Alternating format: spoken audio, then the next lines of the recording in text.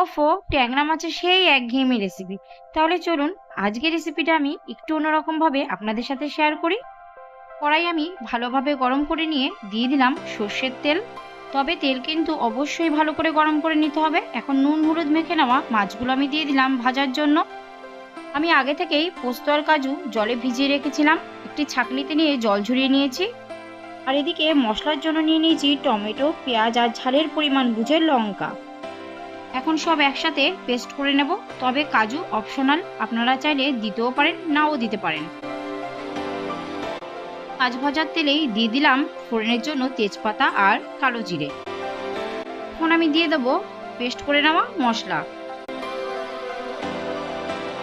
এখন এই মশলার সাথে দিয়ে দিলাম জিরে গুঁড়ো আর ধনে গুঁড়ো। এখন এই মশলা আমি অল্প পরিমাণে কষিয়ে নিয়ে ঢেকে দেব কিছু সময়ের জন্য।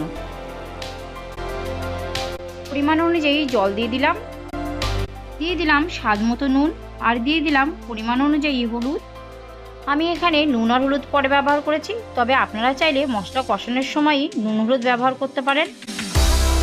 ভেজে নেওয়া ট্যাংরা মাছগুলো দিয়ে দিলাম গরম মশলার গুঁড়ো।